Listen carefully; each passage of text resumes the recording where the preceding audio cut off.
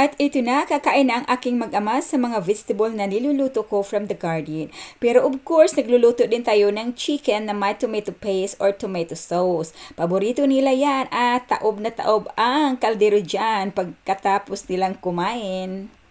Pag ako nagluluto, kunti lang talaga ang mantika na nilalagay ko. Tamang-tama lang paggisa doon sa mga spices ko. Ayan, nilagay ko ang garlic ko at saka isusunod ko na lahat. Sibuyas, kamatis at saka sibuyas na dahon. Nakalimutan ko palang lagyan ng sibuyas na yung buo ba. Pero okay lang yan, ganun din yan. Malasa pa rin yan siya, no? Magluluto ako ng chicken na may tomato paste, no? Para sa aking mag-ama at parang marami na naman silang maubos sa kuna namin nang dahil sa amoy pa lang ng niluluto ng nanay ay pabalik-balik na yung anak ko sa kusina at sinecheck niya kung ano ang niluluto ng mama niya. At actually, hindi pa ako nakatapos sa pagluto, si Matthew ay umupo na sa lamisa.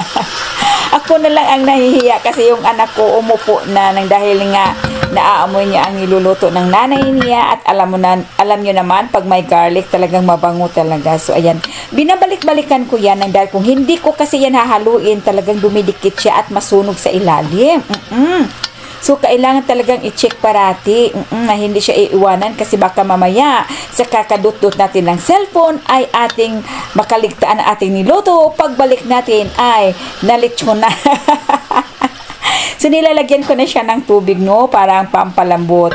Alam nyo, ang ginagamit ko talaga ay yung chicken tender. Pero, mayroon nang akong chicken wings. Masayang naman kung hindi ko gagamitin. So, tiis-tiisin na lang muna ng mag-ama na may balat. Kasi ayaw nila yung may balat kasi hindi nila kinakain yung mga balat.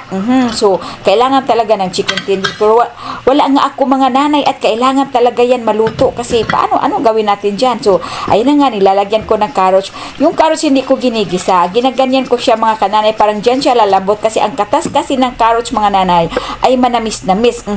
Yun nga ang ginagawang yung mga nor na mga ganyan. So ayan, nilalagyan ko na siya ng paminta at saka asin at saka yung ano ba yung tawag yan, parsley, no? Pangpadagdag yan sa lasa. At ayan, habang kumukulo siya, pinapalambot ng chicken, manunuot sa kanyang laman ang lasa ng asin.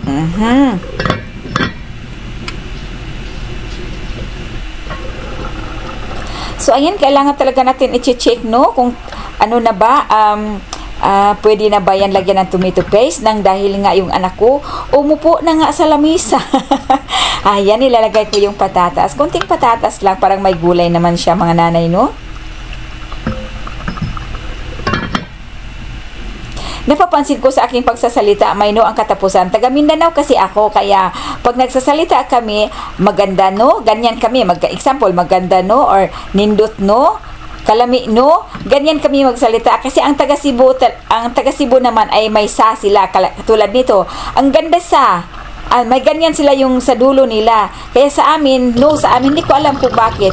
So, ayan na po, nahalo na po ang ating tomato paste at maganda na po siyang tingnan mga kananay at malasa na po yan dahil tinitimplahan na po ng Nanay Jenny. Kasi nga, yung anak ko ay nag-antay na si Sir Matthew sa lamisa. Ay, Diyos ko. Nandoon kasi siya sa kwarto at talagang umabot ata doon ang amoy ng niluluto ko. Kaya, ganado na naman kumain ng anak ko nito ngayon at saka ng nanay para mabigyan ko na siya ng pagkain. Ayan mga nanay, look na masarap. At si Daddy Tim ay nagdig na talaga siya. Diba? Kita nyo naman yan. Tapos, mayroon din tayong gulay. Mayroon din akong dyan. Mayroon akong carrots juice as celery. Yung fresh talaga ako ang gumawa. Ako ang ng katas talaga. Gino-juice ko. So, ayan. Very healthy po yung kinakain nila. Wala masyadong mantika kasi konting-konti lang at saka olive oil yung ginagamit natin. So ayaw ko kasi nagluluto ako, ayaw ko talaga na lumalangoy sa mantika. Nakikita ko kasi sa iba ang daming mantika talaga nilalagay nila, pinapalangoy. Mapupunta yan sa ating arteries, no? So pero may kanya-kanya naman. Mayroon akong bagong harvest na sitaw from my garden. Igisa ko lang ito sa beef, shrimps and sausage. At dito nagpainit ako ng olive oil at saka butter. At nilalagay ko na ang aking garlic. At gustong-gusto ko sa garlic ay medyo tostado siya.